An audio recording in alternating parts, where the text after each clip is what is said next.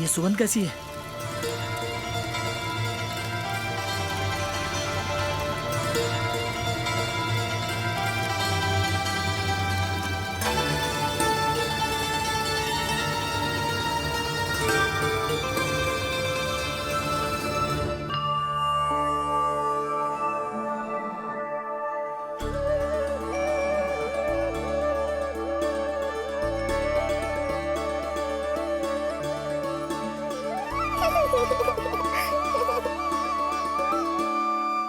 ये सुगंध कहां से आ रही है?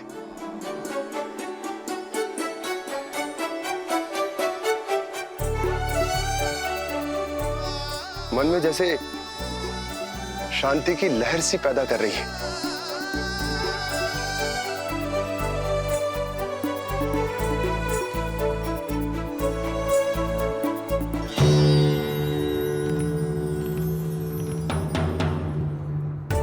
प्रमाण है जी,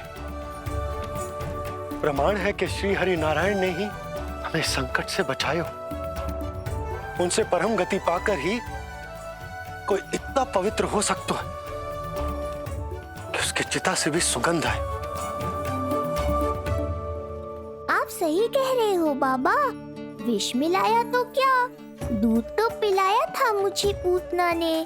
इसी कारण से मैं उसका ऋणी बन गया, तो फिर उसको मोक्ष तो मुझे देना ही था।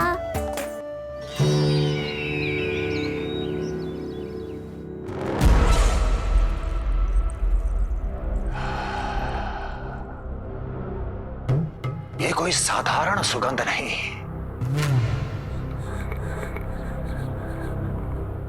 मेरे शत्रु की पराजय की सुगंध है। उस पराजय से सुनिश्चित मेरी दीर्घायु की सुगंध है ये। उस संदेश की सुगंध है कि पूतना ने अपना कार्य संपन्न किया।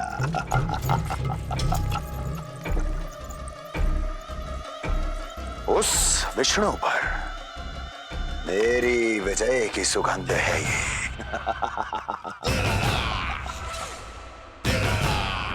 क्षमा चाहती हूँ महाराज, आप मुझे देख रहे हैं पर मैं आपको देख रही हूँ।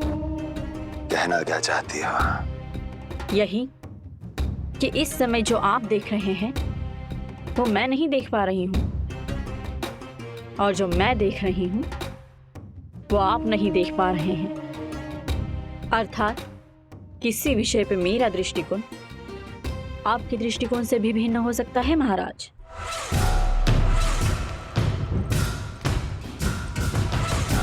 पहेलियां बुझाना बंद करो, सीधा सीधा कहो, क्या चल रहा है तुम्हारे मन में? जब तक मैं अपने नेत्रों से प्रमाण नहीं देखूंगी तब तक मैं नहीं मानूंगी कि ये सुगंध आपके विजय की है या पराजय की। प्रमाण? प्रमाण के लिए तुम्हें अधिक प्रतीक्षा नहीं करनी पड़ेगी अस्ति।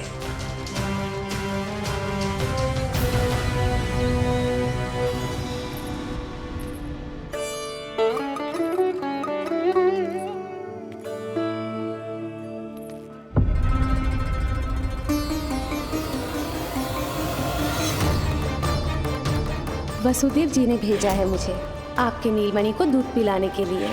इससे मेरी गोद अपरिचित नहीं लगेगी, ऐसा अनुभव करेगा कि अपनी माँ की गोद में है। आप काजल ले आइए, अपने हाथों से टीका लगाऊंगी। कितना प्यारा बच्चा है ये, कहीं मेरी ही ना दृष्टि लग जाए। कैसे एक अपरिचित पे विश्वास कर लो तेरी मैया ने? उसने कही थी कि वो मथुरा से आई है और वसुदेव भैया ने भेजा है उसे दूध पिलाने के लिए। इसका तो यही अर्थ है कि उसे पता था कि आप मथुरा में हो और वसुदेव भैया से मिले हो। फिर शक और शंका का प्रश्न ही ना उठता था। नन्हे बालकों को खाने वाली वो राक्षसी कहीं मेरे लल्ला को कुछ। यशोदा, इसमें तुम्हारा दोष ना था। तो फिर किसका था? पूरे गोकुल में उसने हमारा ही भवन क्यों चुना? और बल से ना बहाना बना के। वसुदेव भैया ने भेजो है कि मैं उसका विश्वास कर लूं। मेरे लल्ला को निशाना क्यों बनाया उसने?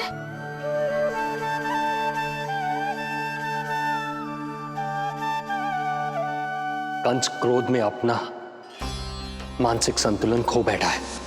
पूतना नाम की अत्यंत भयानक राक्षसी को उन सभी बालकों की हत्या करने का आदेश दिया है जिनका जन्म पिछले 10 दिनों में हुआ है।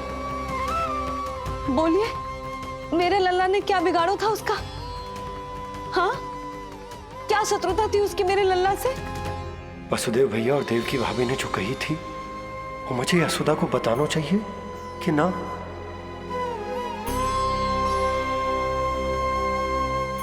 ना ना ना बाबा, बिल्कुल मत बताना।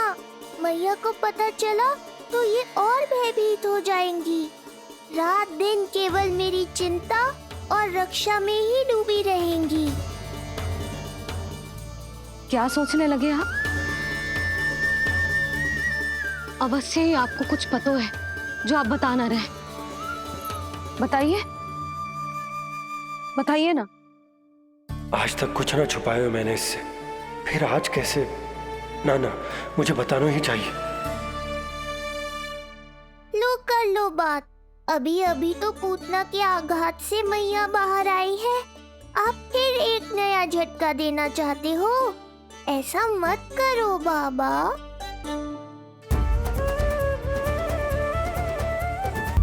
बताओ।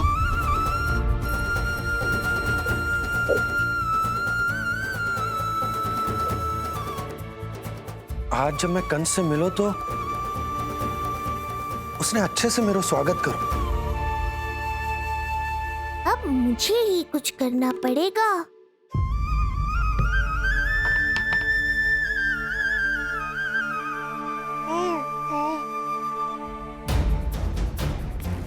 अच्छे से स्वागत कियो, मिठाई भी खाई, सब ठीक तो, पर यहाँ कुछ ठीक नहीं था। अब बस किसी तरह आप विषय बदल दो ताऊ जी। गोकुल के बारे में मेरे मन में कुछ विचार आ रहे हैं। मैं तुमसे उस विषय में चर्चा करना चाहता हूँ। सुनिए, आप लोग वार्तालाप करो। लल्ला को भूख लगी आई होगी। हाँ,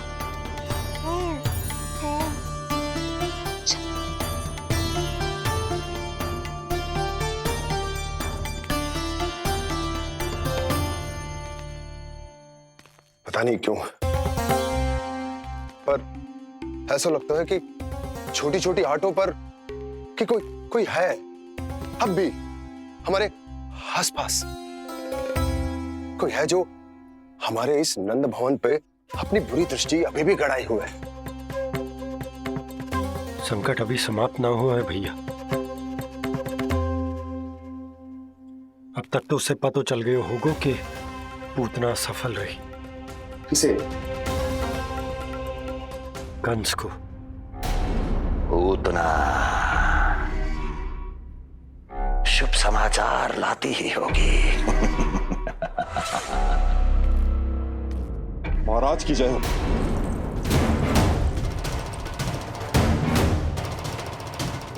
देखा, समय भी कंस को प्रतीक्षा करवाने का दुस्साहस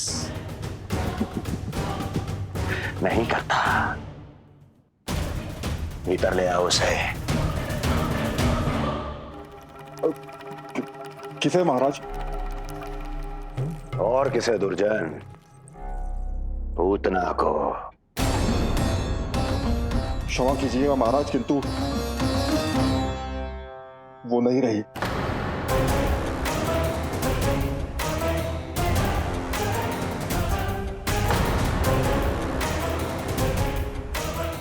क्या क्या कहा तुमने? पूतना मृत्यु को प्राप्त हो चुकी है। पूतना मृत्यु को प्राप्त हो चुकी है।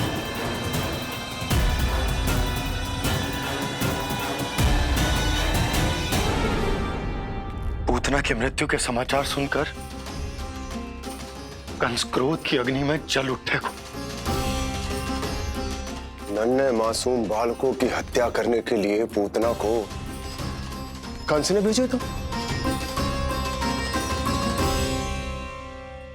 इतना निर्दय, इतना स्वार्थी भी कोई हो सके? कंस की क्रूरता की कोई सीमा ना है भैया। इसलिए मुझे तो भय लग रहा है कि पता नहीं कंस आगे क्या करेगा, क्योंकि पूतना की मृत्यु हमारे लल्ला को हमारे भवन में मारने के प्रयास के कारण हो। नंद भवन में? जी महाराज, मृत्यु के पूर्व पूतना नंद भवन ही गई थी। नंद के पुत्र को मारने का प्रयास ही कर रही थी।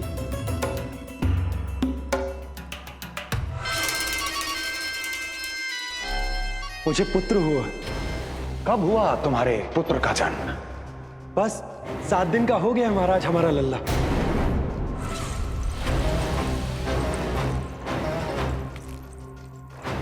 और उस बालक का क्या हुआ? बालक, क्षमा कीजिए महाराज, किंतु उसे तो एक खरोंच भी नहीं लगी। ये पूरी तरह सुरक्षित है महाराज। किंतु एक बात और है महाराज, हम जब कई समय से रानी रोहिणी को ढूंढ रहे थे ना, यहां से भागने के पश्चात उन्होंने गोकुल में आश्रय लिया है और उनका 1 वर्ष का पुत्र भी है। पूतना मारी गई नंद के यहाँ। रोहिणी कहाँ है? नंद के यहाँ। नंद का रहस्य तो गहराता ही जा रहा है महाराज। नंद का रहस्य तो गहराता ही जा रहा है महाराज। नंद का रहस्य तो गहराता ही जा रहा है महाराज।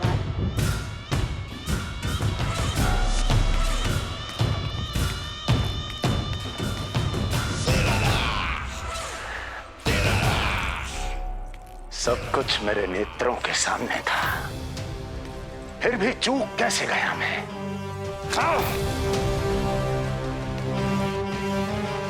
पहले ही समझ जाना चाहिए था।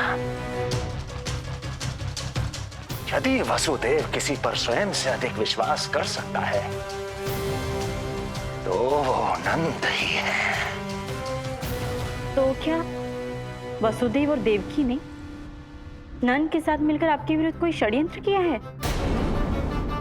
कहीं ऐसा तो नहीं कि उस बंदी गृह में कुछ ऐसा हुआ हो जो आपकी जानकारी के बाहर हो महाराज। मुझे तो लगता है महाराज कि आपकी बहन और आपके बहनोई दोनों ही आपके शत्रु विष्णु के साथ मिले हुए हैं। प्रारंभ से ही मुझे मूर्ख बनाया दोनों ने। मैंने तो उन्हें जीवन दान दिया, और क्या किया उन्होंने मेरे साथ? धोखा।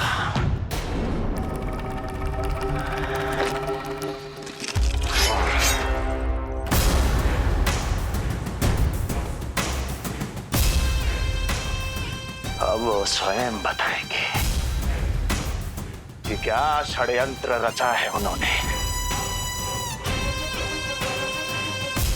अब ना तो वसुदेव बचेगा, ना देवकी बचेगी, और ना ही बचेगा उनका आठवां पुत्र। देवकी बचेगी और ना ही बचेगा उनका आठवां पुत्र। देवकी बचेगी और ना ही बचेगा उनका आठवां पुत्र।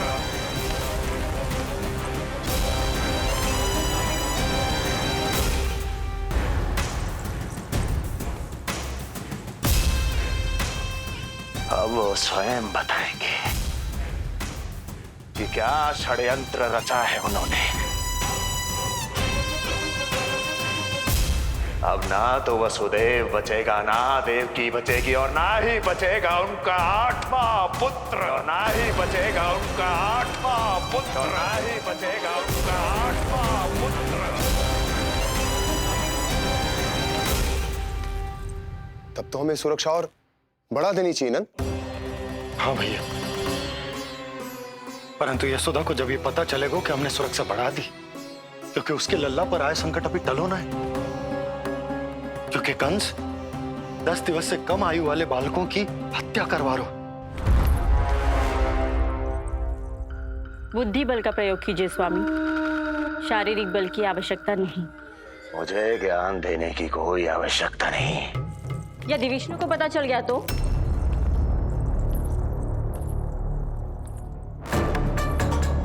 यदि आपने अपनी बहन और बहनों को बता दिया कि आपको उनके षड्यंत्र के बारे में पता चल गया है, तो ये सूचना विष्णु तक भी पहुंच जाएगी और वो सावधान हो जाएगा। क्या यही चाहते हैं आप?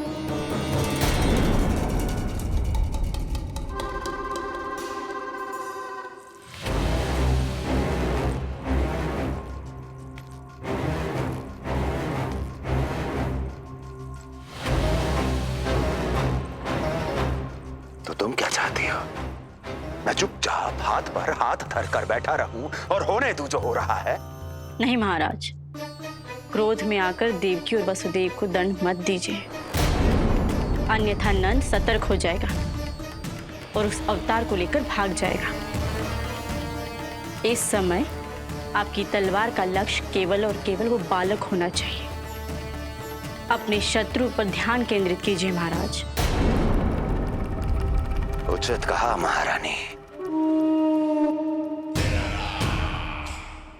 अब मुझे पता लगाना होगा कि वो बालक गोकुल में है भी या नहीं, और उसके लिए करनी होगी मुझे एक उचित व्यक्ति की खोज। तो उसे तो लल्ला को कुछ हो न जाए इस डर से अपनी सुध-बुध खो बैठेगी, और न शांति से सोएगी न कुछ खाएगी। लल्ला की चिंता में अपना सुख चैन सब गवा देगी। और उससे भी महत्वपूर्ण बात तो ये है कि उसे इतने बरसों बाद भैया बनने को सुख मिला। उसे जो प्रसन्नता मिली है वो उसे छोड़ दिन रात लल्ला की सुरक्षा में लग जाएगी। एक मां से इस भय के कारण उसकी ममता छिन जाएगी, और ये मैं होने ना दूं। परंतु हमें सुरक्षा के लिए कुछ तो करना पड़ेगा ना। करेंगे ना भैया, भवन के चारों ओर प्रहरी बिठाएंगे, गोकुल के मुख्य द्वार पर भी। बस इस बात का ध्यान रखेंगे कि यशोदा को कुछ पता ना चले। अब तो पता चल गया।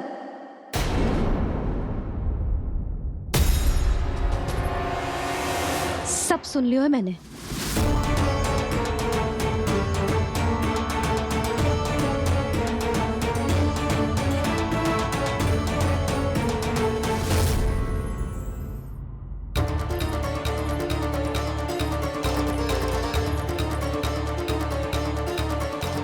यशोदा, ना, भैया सही कह रहे हैं, सुरक्षा तो बढ़ाना ही पड़ेगी, बहुत आवश्यक होगा है जी। राम जाने संकट अभी पूर्णतः टलो भी है कि ना, और हमें तो ये भी ना पता कि उस पूतना को भेजा किसने था।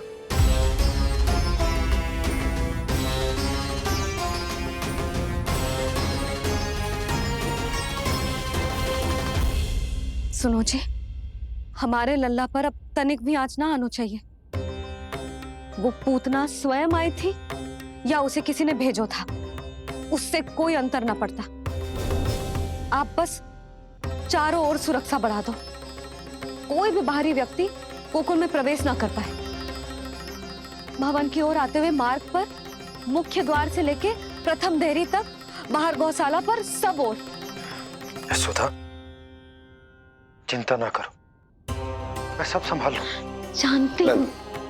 मैं बाहर जाकर बंसी और भोला से बात करता हूँ। ठीक है। जानती हूँ, किंतु जे मन है कि मान तो ही ना है। आप बस चारों ओर प्रहरी बैठा दो, जो हर क्षण पहरा दे। उनकी आज्ञा के बिना आकाश में भी पंछी पर ना फैला पाए, बस।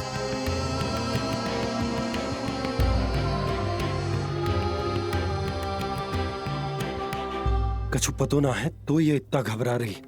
अच्छा हुआ इसने ना सुना कि इस सब के पीछे कंस है, नहीं तो राम जाने क्या होता इसका। हाँ लल्ला, अब एक क्षण के लिए भी बिना निगरानी के ना रहने दूंगी तुझे। ये क्या हो गया मैया को? फिर से इतना घबरा रही है? क्या सोच रहा होगा जे? यही ना कि इसकी मैया इसकी सुरक्षा भी ना कर पाई। अरे यशोदा, ऐसा कछु ना सोच रहा हमारा लल्ला। देखो कैसे टुकुर टुकुर निहार रहा है तुमको। वही तो मैं कह रहा था बाबा।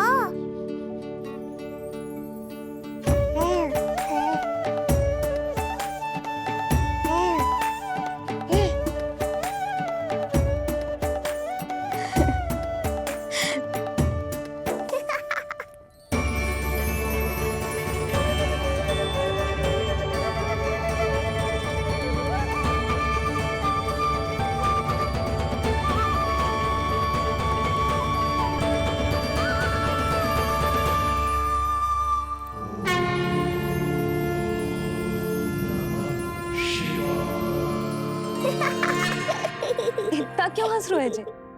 ऐसा क्या देख लिया लल्ला?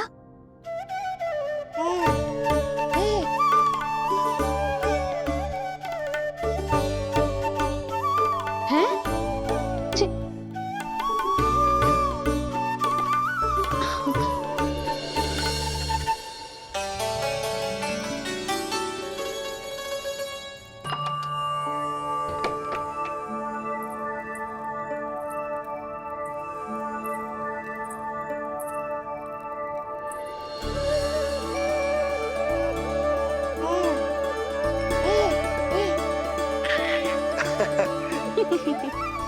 पता है लल्ला क्या कह रहा है? लल्ला कह रहा है कि हमें भगवान नारायण में सदैव विश्वास रखना चाहिए।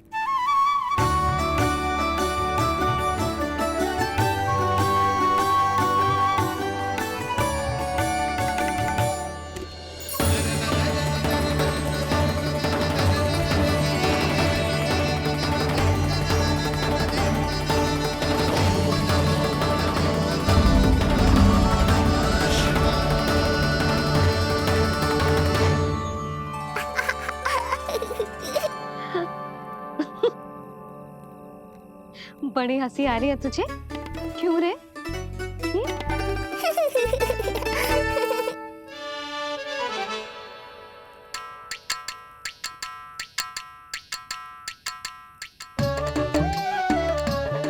इतनी प्रसन्नता का कोई ना कोई कारण तो अवश्य होगा। बता लल्ला, बता, अपनी मैया को ना बताएगा?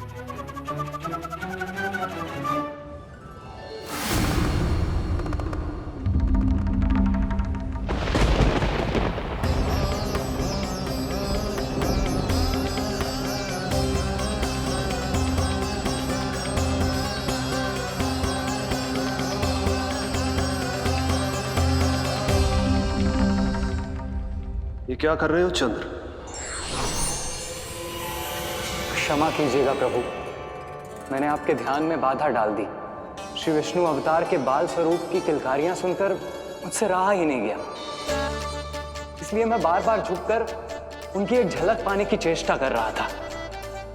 क्या इतनी अद्भुत है उनकी मुस्कुराहट? उनकी मुस्कुराहट तो चंद्रदेव की आभा से भी अधिक है। और रूप तो ऐसा प्रभु कि उन्हें कितना भी देखें ना आंखें थकेंगी और ना ही मन। तुमने कब देखा? उनके षष्ठी पूजन पर प्रभु। और आपको ये सौभाग्य मिला या नहीं? मैं तो उनकी बहन हूँ प्रभु। मैंने देवी योगमाया के अवतार रूप में उन्हें गोदी में खिलाया भी है। वो कैसे है देवी? क्या मेरे प्रभु श्री राम के समान है वो? समान है फिर भी भिन्न है प्रभु। श्री राम ने दिन में जन्म लिया था, श्री कृष्ण ने मध्य रात्रि में लिया। श्री राम की आंखों में सत्य की शीतलता थी, श्री कृष्ण की आंखों में न्याय की अग्नि है। श्री राम की मुस्कुराहट शांति की परिचायक थी, श्री कृष्ण की मुस्कुराहट आशा की संचारक है।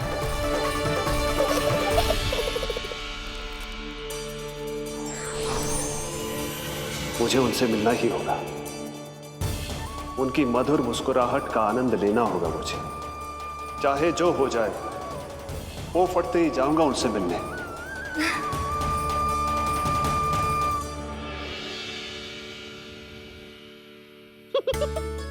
लल्ला, कहीं तो मेरा उपहास तो ना उड़ा रहे? हाँ? लो कर लो बात। मैं उपहास क्यों करूँगा मैया? मैं तो खिलखिला रहा हूँ क्योंकि अब वो मुझसे मिलने आने वाले हैं। आपको बड़ा आनंद आ रहा है इसके उपहास उड़ाने पर? लल्ला देख, अपनी मैया को उपहास मत उड़ा। सो जा, सच तेरी मैया सदैव तेरी रक्षा करेगी, किसी का भी बुरा साया तेरे पर ना पड़ने देगी, चाहे जो हो जाए।